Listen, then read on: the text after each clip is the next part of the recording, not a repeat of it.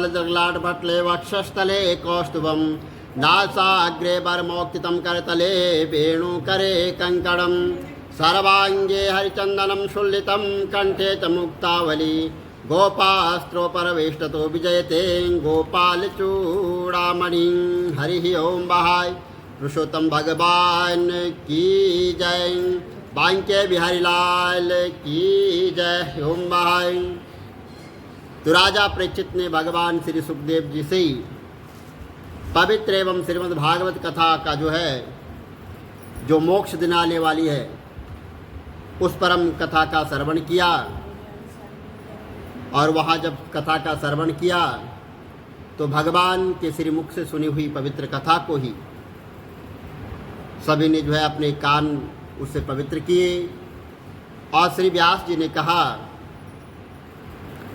कि भगवान नारायण के निवास स्थान पर जहाँ पर नारद जी पहुँचे थे और देवों के देव भगवान नारायण जी को साष्टांग दंडवत प्रणाम करके उनके हाथ जोड़कर स्तुति करके और कहा कि हे जगत के करुणा निधान, हे देवादिदेव, हे कृपा सिंधु भगवान, आप तो सत्यवादी हैं और सत्यवर्ती हैं और आप सत्य का सारूप हैं।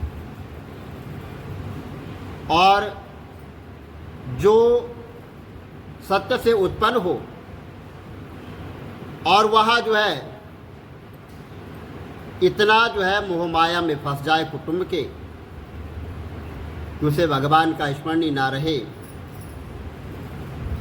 तो प्रभु उसके हित के लिए जो सिर्फ अपने परिवार को ही देखता है और सनातन धर्म की तरफ मुंह करके भी नहीं देखता, तो ऐसे निष्ठुर प्राणी के लिए और उन असक्त प्राणियों का उपकार कैसे हो सकेगा प्रभु। मैं आपके श्रीमुख से ये सब सुनना चाहता हूँ कि उनका जन्म कैसे सुधरेगा जो हर समय भगवान के विमुख रहते हैं। और मुनि के वचनों को सुनकर ऋषपति प्राणी कथा कहना उन्होंने प्रारंभ किया। तो नारायण बोले कि हे नारद, अब तो वृंदावन भगवान श्री कृष्ण वृंदावन बिहारी की पुण्य कथा का आप श्रवण करो और उसी कथा को जनमानस में आप सबसे कहो, क्योंकि ये पुरुषोत्तम मास बड़ा पवित्र माना जाता है और बड़ा धार्मिक माना जाता है, क्योंकि इसमें दिया गया दान और किया गया पुण्य बहुत ही अच्छे होता है। क्योंकि अन्य मातमों के अनुसार वो हर साल आते रहते हैं, लेकिन ये जो मातम्य है पुरुषोत्तम मास है, ये 3 वर्ष पूर्ण होने पर तब आता है। और जब ये आता है तो इसमें कहा जाता है कि ये ना करें वो ना करें, लेकिन ऐसा कुछ नहीं है। इसमें जितना धार्मिक कार्य किया जाए उतना बहुत ही पुण्यदायक माना जाता है। और वहाँ पर भगवान कहते हैं कि इसको जनमानस तक सभी को सुनाओ, सभी का उद्धार करो। वहाँ पर जितने भी भक्त गण थे वे कहते हैं कि अधिक मास भगवान को प्रणाम करता हुआ बोला कि हे स्वामी, हे दयानिधे, मैं आपकी शरण में हूँ और बालिष्ठ लोग मुझे मलमास कहते हैं, मेरा निरादर करते हैं, मुझे स्वामी रहित और मलिन कहकर मुझे शुभ कर्मों के निमित्त वो ताज मानते हैं, इन्हें अशुभ मानते हैं। हे दीन वत्सल भगवान, कंस की कोप अग्नि से जिस प्रकार आपने वासुदेव की पत्नी को सुरक्षित किया, वहाँ वैसे ही मेरी रक्षा क्यों नहीं करते हैं आप। दानव दल से ग्वालिनों और ग्वाल एवं पशुओं को बचाने वाले दीन बंधु आप मुझे और मेरी जो है तो शरणागत की रक्षा क्यों नहीं करते हैं आप। जरासंध के बंधन से जिस प्रकार आपने राजाओं को मुक्त किया है, उसी तरह मुझे शरणागत की रक्षा आप क्यों नहीं करते हो। हे दीन वत्सल भगवान, हे जगत के स्वामी, ग्रह के मुख से जिस प्रकार आपने गज को जो है मुक्ति दिलाई, और शरण में आने वाले मुझ दीन की रक्षा आप क्यों नहीं करते हैं। तो श्री नारायण जी बोले, तब वह जाके भगवान विष्णु के समक्ष मलिन मुख में बैठ गया।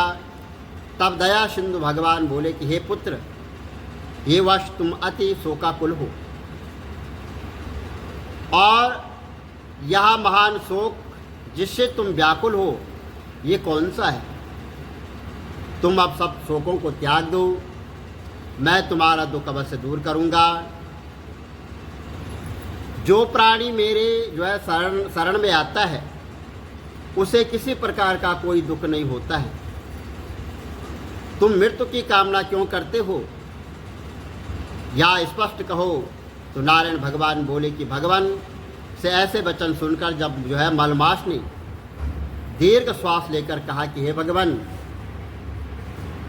आप जो है तो आकाश की भांति संपूर्ण विश्व में व्याप्त हैं, और आपसे कुछ छिपा भी नहीं है।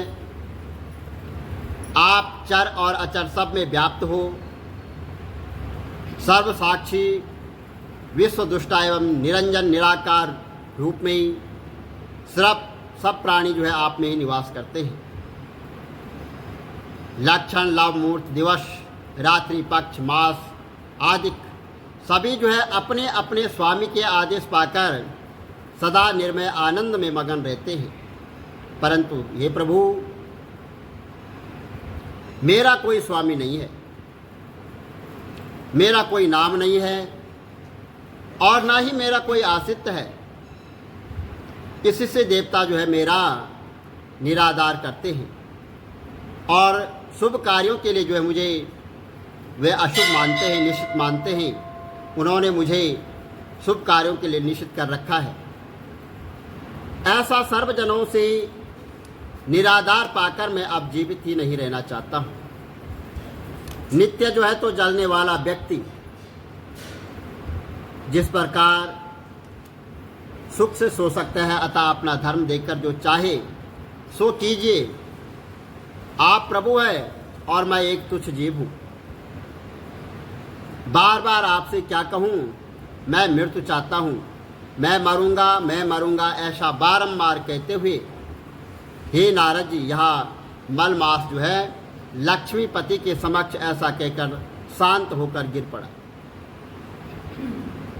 और उसको इस तरह विवश देकर और पछाड़ खाता देखकर संपूर्ण सभा विस्मय करने लगी।